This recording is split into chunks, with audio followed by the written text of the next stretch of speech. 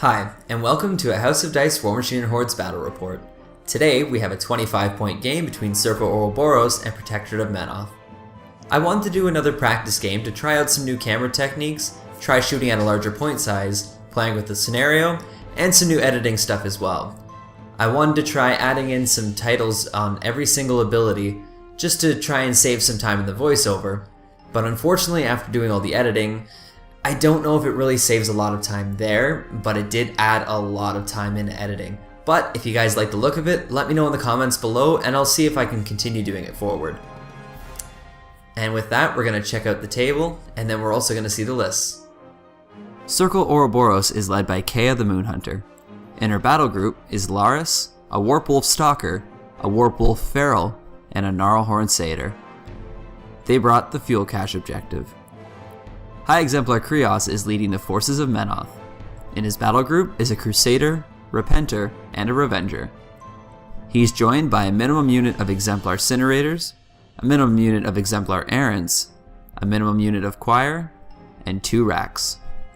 For the objective, they also chose the Fuel Cache. The buildings, clock tower, and columns are all obstructions that grant cover. The stone walls are obstacles that give cover. The small fire pit is an obstruction that grants concealment. The hill gives models elevation. The crater is rough terrain and gives cover. The low bushes are obstacles that grant concealment.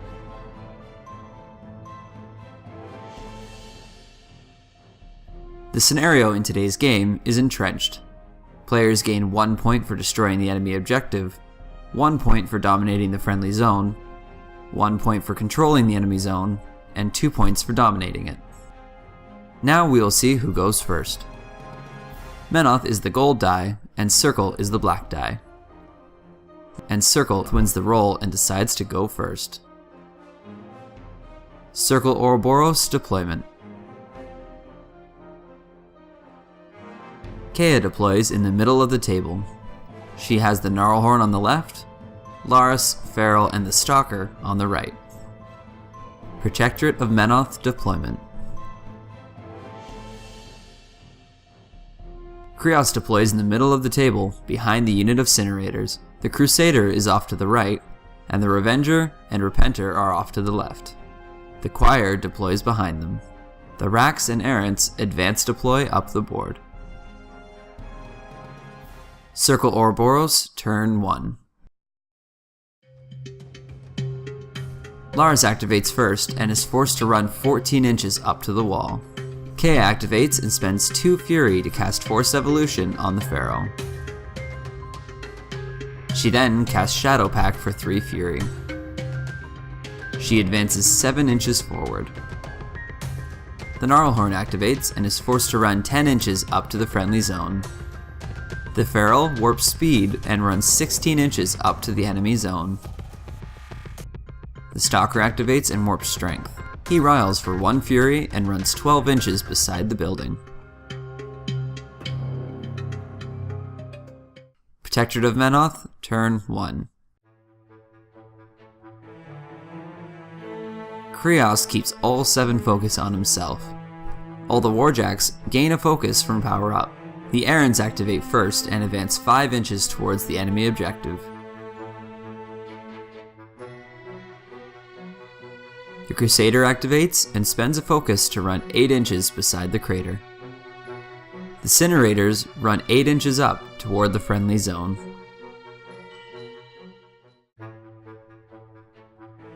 The Repenter activates and spends a focus to run up to the ruined tower. The Revenger runs up as well and gets to the tower. Krios activates. He spends 3 focus to cast Lamentation. Krios advances up 5 inches. He then casts Defender's Ward onto the Cinerators. The Choir runs up the board.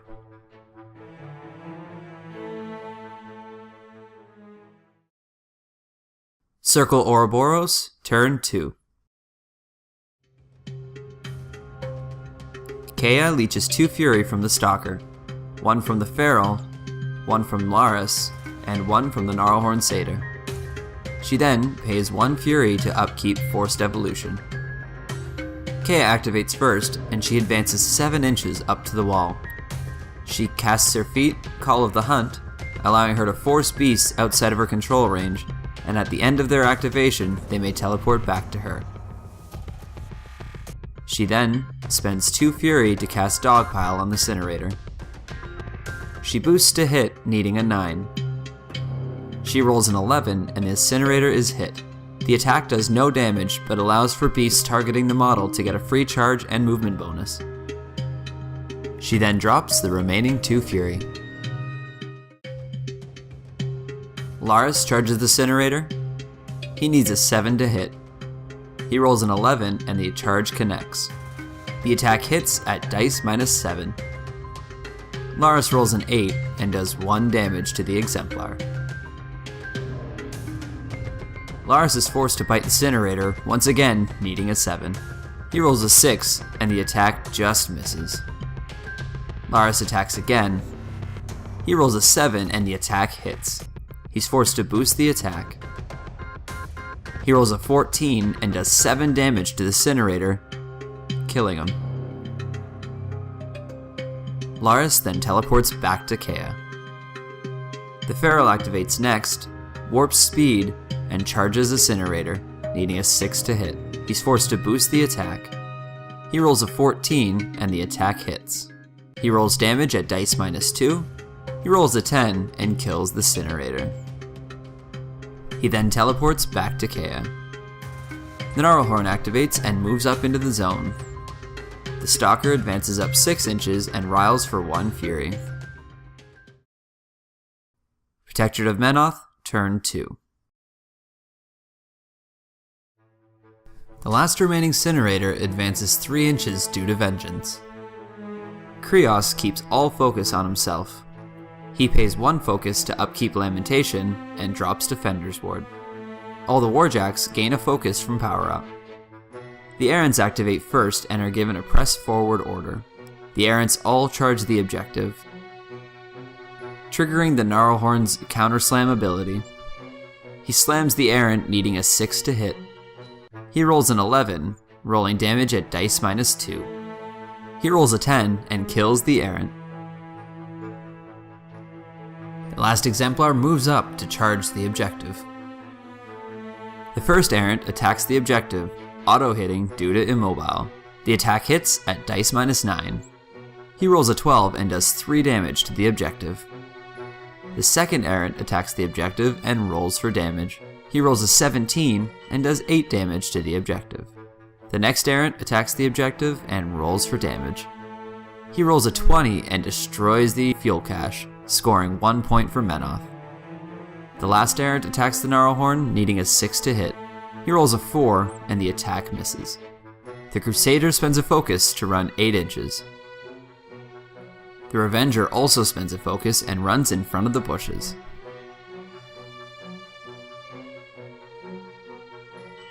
The Repenter activates and runs up as well. The Choir activates and gives battle to the Crusader, Repenter, and Revenger. Krios activates and pulls a focus from the rack and rolls to see if it explodes. It survives. He advances 5 inches towards the Incinerator. He spends 2 focus to cast Immolation through the Revenger onto Laris. He needs a 12 to hit and he boosts the attack for 1 focus. He rolls a 12 and the attack just hits. He boosts damage at dice -2. He rolls a 13 and does 11 damage to Spiral 3 of Laris. He casts Immolation again and boosts to hit. He rolls an 11 and the attack misses. The Incinerator advances up 4 inches. Circle Orboros, turn 3. Kea leeches 1 Fury from the Stalker, 2 from the Feral, and 3 from Laris. She then drops Forced Evolution. The Gnarlhorn advances into the unit of Errants. He attacks the first Exemplar Errant, needing a 6 to hit. He rolls an 8 and the attack hits. The damage is dice -2. He rolls a 7 and the errant is killed. Targeting the next exemplar, he rolls a 9 and hits. Rolling an 11 for damage, he is also killed. He uses his horns to attack the next warrior. He rolls a 6 and hits, with damage at dice -1. The Gnarlhorn rolls a 4 and kills the Menite. He is forced to attack again with his horns. He rolls a 3 and the attack misses. He's forced to attack again, rolling a 7. The attack hits. He rolls a 5 for damage and kills the exemplar errant. Laris activates and charges the Incinerator. He needs a 5 to hit. He rolls an 8 and the attack hits. The charge hits at dice -5. Rolling a 9, the attack does 4 damage to the Incinerator, leaving him at just 1 box. Laris is forced to bite the Incinerator once again. He rolls a 6 and the attack hits. He is forced to boost the attack, and rolls an 11, killing the Incinerator. Kea activates and casts Dogpile on the Revenger for 4 Fury, and boosts to hit. She needs a 6 to hit. Rolling an 8, the spell is effective. She camps 1 Fury. The Feral Warpwolf warps speed and charges the Revenger, getting between Laris and the Jack. He needs a 5 to hit the Light Warjack. He rolls double 1s, and the attack misses. The Feral claws at the Revenger. He rolls a 10, and the attack hits. The attack hits at dice -4 due to the Revenger's Buckler. He rolls an 8 and does 4 damage to column 5 of the Warjack. He is then pushed back, but Laris blocks him from moving out of range. He then bites the Revenger. He rolls a 6 and the attack connects. He rolls for damage at dice -5. He rolls a 6 and does 1 damage to column 6 of the Warjack. The Warpwolf is forced to attack with his claw. He rolls a 6 and the attack hits. The Wolf rolls an 11 and the attack does 7 damage to column 5 of the Revenger, crippling its right arm. Forced once again to strike the Revenger, he rolls a 5 and the attack just makes it. Rolling a 10 for damage, he does 6 damage to column 3 of the Revenger, crippling its cortex. He's forced to attack again and rolls an 8. The attack hits and he rolls for damage. He rolls a 7 and does 3 damage to column 3. Forced one last time to attack the Revenger, he rolls a 10 and the attack hits. Rolling for damage, he rolls an 8 and does 4 damage to column 2 of the Light Warjack, leaving it at just 1 hitbox left. The Stalker warps strength and is forced to use his Animus Lightning Strike, which gives him sprint. He then charges the Revenger. He needs a 6 to hit. He rolls a 9 and the charge connects. He rolls for damage at dice +1. He rolls an 11 and destroys the Warjack.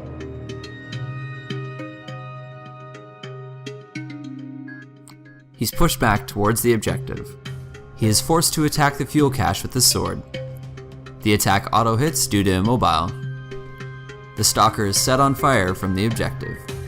He rolls for damage at straight dice. The Warpwolf rolls a 2 and does 2 damage to the objective, bringing it down to 13 hitboxes. The Stalker is forced again to attack the fuel cache. He rolls for damage and rolls an 8, bringing the objective down to 5. He's forced to attack once again and rolls a 10, destroying the objective and scoring a point for Circle. He then sprints up to the Repenter. Protectorate of Menoth, turn 3. Krios gives 2 focus to the Crusader and drops Lamentation. Both Warjacks gain a focus from power up.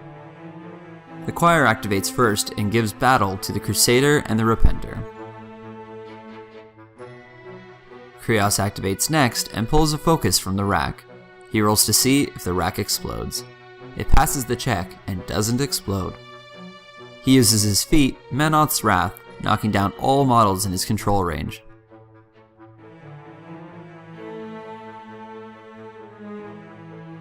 He advances 5 inches forward and spends 2 focus to cast Immolation on Kea. He needs a 2 to hit.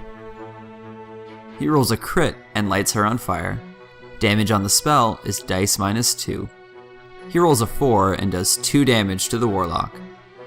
He spends another 2 to cast Immolation again. He rolls a 6 and the attack hits. Krios rolls an 11 and does 9 damage to Kea. Once again, the High Exemplar casts Immolation. He rolls a 3 and the attack just makes it. He rolls for damage, and he rolls another 11. Kea spends a Fury to transfer the damage to the Gnarlhorn. The Gnarlhorn takes 8 damage to Spiral 1. The Crusader activates and charges the Feral for 1 focus. The attack automatically hits due to knockdown. The attack hits at dice +4. He rolls a 13 and does 17 damage to column 1 of the Warpwolf. He swings with his open fist, and the attack hits at straight dice. He rolls a 9 and does 9 damage to Spiral 3 of the Warpwolf. Buying another attack with his mace, he attacks the Feral. He rolls a 9 and does 13 damage to Spiral 3 of the Beast, killing it. Kea reaves the Fury from the dead Warpwolf. The Crusader then buys another mace attack against Laris. Damage is dice +6. He rolls a 5 and does 11 damage to Spiral 4, and kills Laris. Kea leeches the Fury from the Wolf. The Repenter activates and moves up 5 inches and uses his flamethrower on Kea. He needs a 3 to hit. He rolls a 6 and the attack hits. Boosting the damage, it hits at straight dice. He rolls a 10 and Kea transfers the damage to the Gnarlhorn, taking 10 damage to Spiral 2. Circle Orboros, turn 4. Kea checks to see if her fire goes out. She passes the roll and the fire goes out. The Stalker does the same, and passes the roll as well. Kea leeches 1 Fury from the Gnarlhorn and pays 1 to shake knockdown. The Gnarlhorn must take a frenzy check. He needs to roll under a 7. He passes the check and the remaining Fury drops from the Warbeast. The Stalker also takes a frenzy check. He needs to roll under a 5. He fails his check and frenzies. The Stalker charges the closest choir member with his sword. He needs a 6 to hit. He rolls a 17 and the attack hits. The damage is dice +6 and kills the Menite. Kea activates and charges Krios. She needs an 8 to hit. She boosts the attack. She rolls a 16 and the charge connects. The damage is dice -5. She rolls an 8 and does 3 damage to the Warcaster. She buys another attack and boosts to hit. She rolls a 7 and the attack just misses. Kea buys 1 more attack and boosts to hit. She rolls a 10 and the attack hits. She rolls for damage. She rolls a 10 and does 5 damage to the High Exemplar. The Gnarlhorn runs up to Kea. Protectorate of Menoth, turn 4. Krios gives 2 focus to the Crusader, and keeps the rest on himself.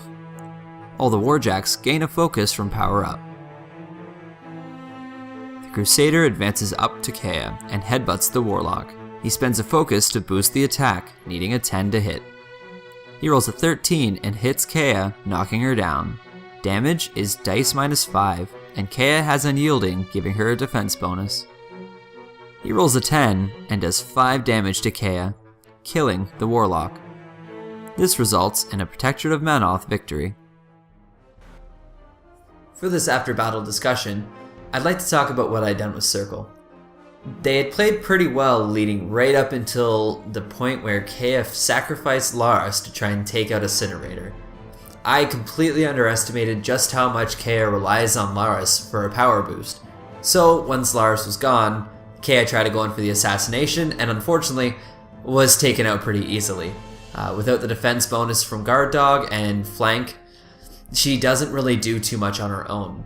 So next time going forward, I'm going to make sure I'm going to play Laris a little bit more like a yo-yo and send him in, do damage, and even if he doesn't kill what he's going after, make sure he spirit doors back.